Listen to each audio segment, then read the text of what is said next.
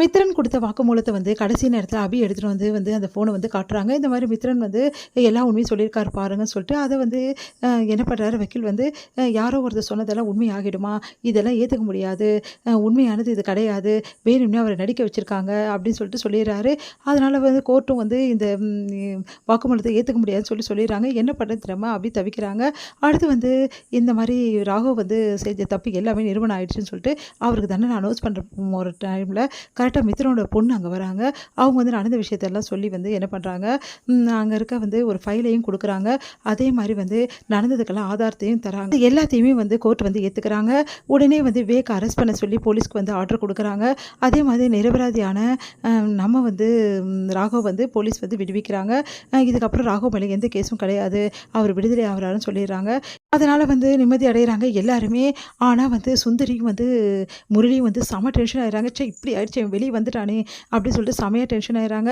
உடனே வந்து அந்த பொண்ணுக்கும் வந்து தேங்க்ஸ் சொல்கிறாங்க. எல்லாருமே சேர்ந்து இந்த மாதிரி ரொம்ப நன்றிம்மா அப்படின்னு சொல்லிட்டு நீ கவலைப்படாதம்மா, உனக்கு தேவையானதெல்லாம் நாங்கள் செய்கிறோம் அப்படின்னு சொல்லிட்டு வாக்கு கொடுக்குறாங்க.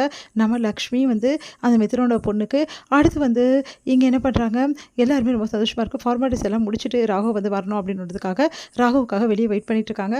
அப்போ ராகவும் எல்லாருமே வந்து ஃபார்மாலிட்டிஸை முடிச்சுட்டு வெளியே வராரு. பார்த்த மாத்திரத்தில் அப்படியே ஓடி போய் அபி வந்து கட்டி பிடிச்சி அழறாங்க.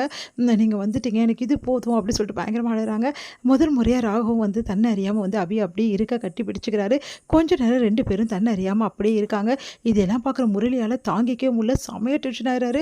என்னடா இது, இவங்க 2 பேரும் இப்படி கட்டி பிடிச்சிக்கிறாங்களே, அதுவும் அபியும் ராகவும் இப்படியா, ராகவும் வந்து அபி ஏற்றுக்க ஆரம்பிச்சிட்டானா, இது நடக்கக்கூடாதுன்னு தான் நினச்சேனே, இது நடந்துடுச்சு, இதை விடவே கூடாது, ராகவ் மனசில் அபி வரவே கூடாது, இப்போ என்ன பண்ணுறதுன்னு தெரியலையே அப்படின்னு சொல்லிட்டு அப்படியே முரளி பார்த்து முறைக்கிறாரு.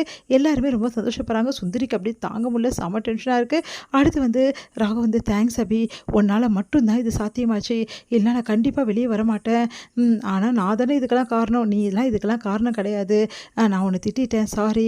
அதே மாதிரி வந்து நீ எவ்வளோ கஷ்டப்பட்டு என்னை வெளியே எடுத்துகிட்டு வந்திருக்க, எனக்கு புரியுது அபி, உண்மையிலேயே நான் நம்புகிறேன், இந்த விஷயத்தில் நீ எந்த தப்புமே செய்யலை, நீ ரொம்ப நல்லவ அபி, நான் தான் தப்பாக புரிஞ்சுக்கிட்டேன் அப்படின்னு சொல்லிட்டு அப்படியே வந்து கட்டி பிடிச்சிக்கிறாரு. நிஜமாவா ராக்கிபா, என்னை நீங்கள் நம்புறீங்களா, இதுக்கப்புறம் என்னை திட்டமாட்டீங்கல்ல, திட்டமாட்டேன் போதுமா அப்படின்னோடனே அப்பா பார்க்கலாம், ராக்கி பாய் வந்து திட்டாமல் இருந்து பெரிய விஷயம், திட்டுங்க ஆனால் கொஞ்சம் கொஞ்சம் திட்டுங்க, அப்போ தான் ராக்கி பாய்ன்ற எண்ணம் எனக்கு வரும் அப்படின்றாங்க. ஒன்று சிரிக்கிறாரு. ஒன்று எல்லாருமே வந்துடுறாங்க. என்ன பி இப்போ சந்தோஷமா, எப்படியும் புருஷனை வெளியே கூட்டின்னு வந்துட்டேன் அப்படி சொல்லிட்டு அவங்க அம்மா அவங்க அத்தை எல்லாருமே சொல்கிறாங்க. ஒன்றே சந்தோஷம் தாங்க முடியல. அடுத்தது இப்படிப்பட்ட பொண்டாட்டி கிடைக்க நீ கொடுத்து வச்சுருக்கணும்டா, பாத்தியா அபியை எப்படி போராடி உன்னை வெளியே எடுத்துகிட்டு வந்திருக்கான்னு சொல்லிட்டு, இதுக்கப்புறமாவும் அபியை புரிஞ்சுக்கிட்டு ஒழுங்காக வாழ ஆரம்பிடா அப்படின்னு சொல்லிட்டு அவங்க அக்கா வந்து சொல்கிறாங்க. அதை கேட்டு வந்து முரளிக்கு தாங்க முடியுது. என்னது வாழ ஆரம்பிக்கணுமா, உன் தம்பி வாழ்ந்துருவானா, அதையும் நான் பார்க்குறேன் அப்படி சொல்லிட்டு அப்படியே பார்த்து முறைக்கிறாரு. உடனே வந்து என்ன எல்லாரும் பேசுகிறாங்க, ஆனால் வந்து நீங்கள் எதுவுமே சொல்ல மாட்டேங்கிறீங்க, ஏதாவது ஒன்று சொல்லுங்க மாப்பிள்ள அப்படின்னு சொல்லிட்டு அப்படியே அவங்க சித்தப்பா சொல்கிறாரு, ராகவோட சித்தப்பா. உடனே வந்து கங்க்ராட்ஸ் ராகவ், எனக்கு ரொம்ப கஷ்டமாக போச்சு, உன்னை எப்படியாவது வெளியே எடுத்துகிட்டு வரணும், விடவே கூடாது அப்படின்னு சொல்லிட்டு நான் நிறைய பேர்கிட்ட பேசி பார்த்தேன், இந்த விஷயமா எவ்வளோ வந்து நான் வந்து பண்ணேன்னு சொல்லிட்டு வேணா வந்து கேளு அஞ்சலியை, நான் அவ்வளோ வந்து உங்களுக்காக முடிவு பண்ணேன், எப்படியாவது உங்களை வெளியே கூட்டிட்டு வரணும்னு முயற்சி பண்ணிகிட்டே இருந்தேன், ஆனால் எதுவுமே பலனளிக்கவே அளிக்கல, என்ன பண்ணுறது ராகவ் அப்படி சொல்லிட்டு போது புரியுது, நீங்கள் எவ்வளோ முயற்சி பண்ணியிருப்பீங்க, நான் வெளியே வரணும்னு ஆசைப்பட்டிருப்பீங்க அப்படின்னு சொல்லிட்டு எனக்கு நல்லா புரியுது, எனக்கு புரியாமல் இருக்குமா மாமா அப்படின்றாரு. அதை கேட்டு அப்படியே பார்த்து முறைக்கிறாரு முரளி. உடனே வந்து ஆமாடா, மாமா ரொம்ப பயந்துட்டாரு, உண்மையிலேயே வந்து நான் ரொம்ப பயந்தோன்னே மாமா தான் எனக்கு தைரியம் சொன்னார், ஆனால் மாமாவே ஒரு நிமிஷத்தில் வந்து தன்னம்பிக்கை இழந்துட்டார், நீ வெளியே வரமாட்டேன்னு சொல்லிட்டு, அதுக்கப்புறம் எப்படியோ வந்து நீ வெளியே வந்துட்டடா, எங்களுக்கு அது போதும் அஞ்சலி அப்படியே வந்து கட்டிக்கிறாங்க. ராகவ் உனக்கு எதுவும் அடிப்படல, உன்னை எதுவும் அடித்தாங்களாடா அப்படின்னா, அதெல்லாம் ஒன்றும் இல்லை, என்னை எதுவும் அடிக்கலை அப்படின்னோடனே, இல்லைடா போலீஸ்லாம் நல்லா அடிப்பாங்கன்னு கேள்விப்பட்டிருக்கேன், அதான்டா கேட்குறேன், அதெல்லாம் ஒன்றும் இல்லை, நான் நல்லா தான் இருக்கேன் பாருங்கள், நான் நல்லா வந்திருக்கேன், எந்த பிரச்சனையும் இல்லை அப்படின்றாரு.